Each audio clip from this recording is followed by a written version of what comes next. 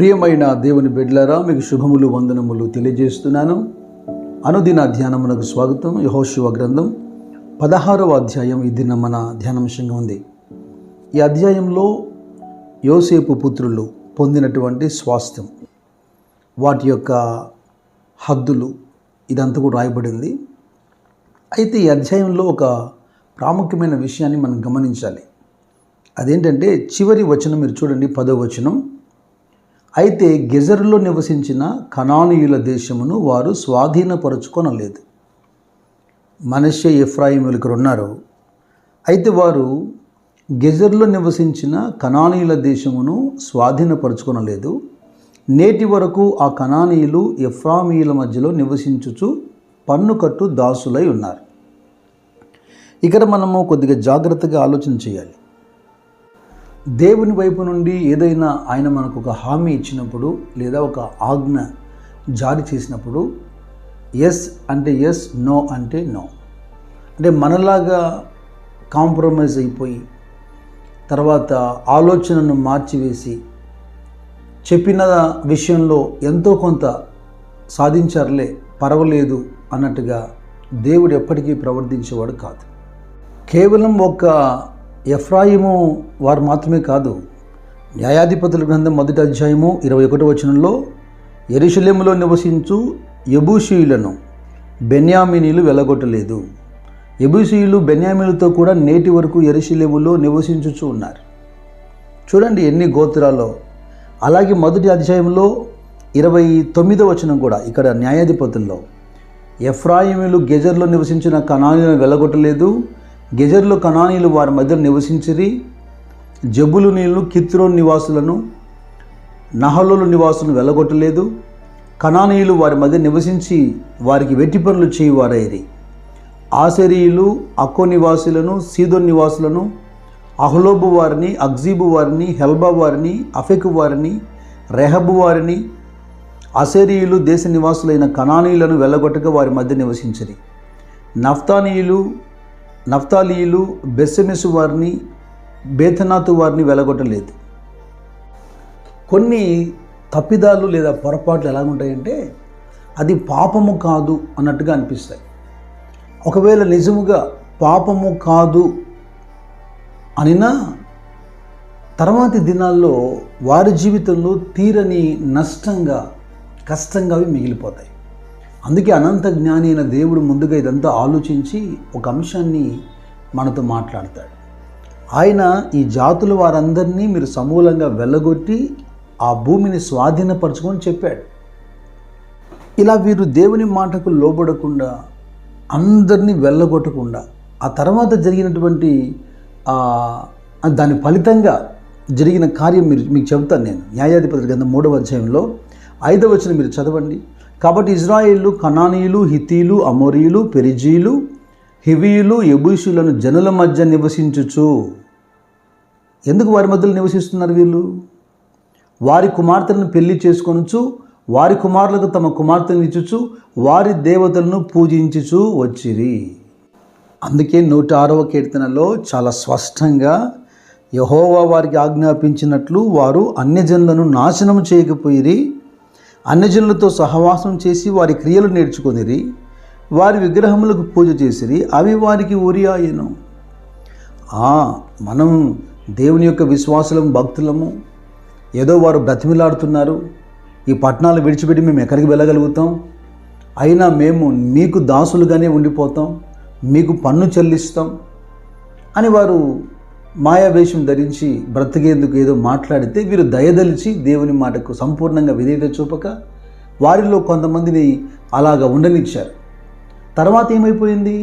వారి అలవాట్లు, వారి ఆచారాలు, వారి సాంప్రదాయాలు మాత్రమే కాదు, ఏకంగా వీరి కుమార్తెలను వారికి ఇవ్వటం, లేదా వారి కుమార్తెలను వీరు చేసుకోవటం, ఇలాగా మిశ్రిత జనంగా మారిపోయి దేవుని ఉగ్రతకు లోనైపోయారు. నిర్గమకాండం 34వ అధ్యాయము 15వ వచనంలో దేవుడు చాలా స్పష్టంగా మోషే ద్వారా ప్రజలకు ఆజ్ఞ జారీ చేశాడు. ఆ దేశ నివాసులతో నిబంధన చేసుకొనకుండా మీరు జాగ్రత్త పడాలి. ఎందుకంటే వారు ఇతర దేవతలతో వ్యభిచరించి ఆ దేవతలకు బలి అర్పించినప్పుడు ఒక నిన్ను పిలిచినడలా నీవు అని బలద్రవ్యం తినకుండా జాగ్రత్త పడాలి. ఇంకా స్పష్టంగా ద్వితీయోపదేశకాండం 7వ అధ్యాయంలో మీరు వారితో వీయమందకూడదు, వాని కుమారుని నీ కుమార్తెకు ఇయ్యకూడదు, నీ కుమారుని వాని కుమార్తెకు పుచ్చుకొనకూడదు. ఒకవేళ నీ దేవునికి నీ మీద కోపము రగులుకొనేమో ఇలా హెచ్చరికలు జారీ చేసినప్పటికీ కూడా, అయితే కేవలం మన పితరులను తప్పుపట్టే ప్రయత్నమే కాదు, కానీ ఈ అంశంలో నుంచి మనం ఒక ఆధ్యాత్మికమైన పాఠం మనం నేర్చుకోవాలి. యాకోబు భక్తుడు తన పత్రికలో రాస్తూ 4వ అధ్యాయంలో అంటాడు, ఈ లోక స్నేహము దేవునితో వైరమని మీరు ఎరుగరా, కాబట్టి ఎవడు ఈ లోకంతో స్నేహం చేయగోరునో వాడు దేవునికి శత్రువు అగును. ఈ భూమి మీద భయంకరమైన చెడ్డ క్రియలు చేసి, అసహ్యకరమైన క్రియలు చేసి, తమ పిల్లల్ని బలులు అర్పిస్తూ, అగ్ని దాటుతూ భయంకరమైనటువంటి జీవితం జీవిస్తున్న ఆ ప్రజలకు బుద్ధి చెప్పేందుకే అక్కడి నుంచి వారిని సంపూర్ణంగా వెళ్ళగొట్టమని దేవుడు ఆజ్ఞాపిస్తే, కొంతకాలానికి వీరు కలిసిపోయినట్టుగా మారిపోయారు. ప్రత్యేకమైన జనమైన, దేవుని పిల్లలమైన, ఏర్పరచబడినటువంటి పిల్లలమైన, పరిశుద్ధపరచబడిన పిల్లలమైన, నేను ఎప్పుడు ఒక మాట అందుకే చెబుతుంటాను, క్రైస్తవుడు నిర్మోహమాటముగా ఉండాలి. ఎందుకంటే ఆచార వ్యవహార సాంప్రదాయాల్లో మొహమాటముతో కొంతమంది ఆ విధంగా దేవుని యొక్క క్రమం నుంచి పక్కకు వెళ్ళిపోతుంటారు. బంధువులను, క్లోజ్ ఫ్రెండ్స్ అనో, ఆ ప్రజలు ఏమైనా అనుకుంటారేమోనో, ఈ చిన్న విషయం పెద్ద పాపం కాదని సొంత జ్ఞానానికి ఆలోచన ఇచ్చో. అందుకదా బైబిల్ అంటుంది మాట వినుట శ్రేష్టము అని.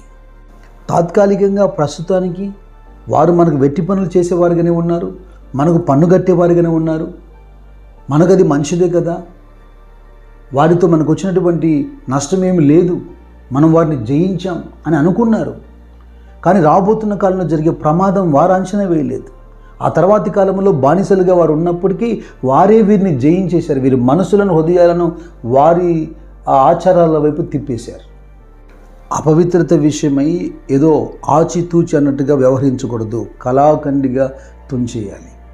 ఎందుకంటే అపోస్తలుడైన పౌలు సంఘంతో మాట్లాడుతున్నప్పుడు కొరింథీయులతో 1వ పత్రికలో 5వ అధ్యాయంలో ఏం రాశాడు, మీరు అతిశయించటం మంచిది కాదు, పులిసిన పిండి కొంచెమైనను ముద్దంతయు పులిజీనని మీరు ఎరగరా, కనుక మీరు పులిపుండి లేని వారిగా అంటూ. ఏంటి ఆ పులిపుండి? దుర్మార్గత, దుష్టత్వము. అదే మత్తయి సువార్త 16వ అధ్యాయంలో ప్రభువు అయితే అన్నాడు, పరిసయ్యులు సద్దూకయ్యులు అని పులిపిండి. అంటే వారి ఆచార సాంప్రదాయాలు, వారి పద్ధతులు, ప్రత్యేకంగా వారి బోధలు జాగ్రత్తగా ఉండకపోతే కొరుకుడు పుండు ప్రాకినట్టుగా వారి మాటలు ప్రాకుతాయి. నష్టమంతా జరిగిపోయిన తర్వాత బాధపడి ప్రలాపించి బయటపడేందుకు ప్రయత్నాలు చేయడం దేనికి? మొదటిగానే సంఘానికి అపోస్తుల ద్వారా దేవుడు హెచ్చరిక చేశాడు, మీరు అవిశ్వాసులతో జోడిగా ఉండకుడి, నీతికి దుర్నీతికి సాంగత్యం లేదు, వెలుగుకు చీకటికి పొత్తే కుదరదు, క్రీస్తుకు బెలయాలకు సంబంధం ఎక్కడ? అలాగే విశ్వాసితో పాలుండకూడదు, దేవుని ఆలయానికి విగ్రహములతో అసలు పొందికే లేదు. ఇలా చక్కగా కంపేర్ చేసి హెచ్చరిక చేస్తున్నాడు. Know you not you are the temple of Holy Spirit. మీకు తెలియదా మీరు పరిశుద్ధాత్మకు నిలయం, మీరు దేవుని మందిరం. కనుక ఈ విషయాలతో మీకు ఏంటి పొందిక, ఏంటి సంబంధం, ఏంటి సహవాసము? కనుక మీరు వారి నుంచి ప్రత్యేకంగా ఉండాలి. నేను మీకు దేవుడిగా ఉండాలన్నా, మీరు నాకు ప్రజలుగా ఉండాలన్నా, నేను మీ మధ్యలో సంచరించాలన్నా, మిమ్మల్ని అంగీకరించాలన్నా మీరు ప్రత్యేకంగా ఉండాలి. రాజైన సౌలు యొక్క పతనం ఎక్కడ ప్రారంభించబడింది? అమాలేకీయులను సంపూర్ణంగా నాశనం చేయమంటే ఆ మాట సౌలు విన్నాడా? కనుక నా ప్రియ సహోదరులారా, ఈ లోకముతో మనకు స్నేహం లేకుండా మనం జాగ్రత్త పడాలి. లోకములో నివసిస్తున్నప్పటికీ ఈ లోకము మనలో ప్రవేశించకుండా మనం జాగ్రత్త పడాలి. పౌలు చెప్పినట్టుగా లోకమునకు మనకు లోకము సిలువ వేయబడాలి. అప్పుడే మన జీవితంలో యుద్ధములు, పోరాటములు లేకుండా నెమ్మదిగా జీవించగలుగుతాం. కనుక నీ పరిశుద్ధతకు, ఆత్మీయ ప్రగతికి అడ్డుగా ఉన్నటువంటి ప్రాచీనమైన ఆ లోక సంబంధమైన స్వభావము లేదా స్నేహము లేదా బలహీనతలు, పాపము ఏంటో ఆ శత్రువును గుర్తించి సమూలంగా నీ జీవితం నుంచి దాన్ని తీసివేయాలి. దేవుడు నీకు ఇస్తున్న, దేవుని దగ్గర నువ్వు పొందుతున్న ఆ స్వాస్థ్యంలో ఈ పాతదేది ప్రవేశించడానికి వీల్లేదు. దేవుడు మిమ్మల్ని దీవించి ఆస్వాదించును గాక. God bless you.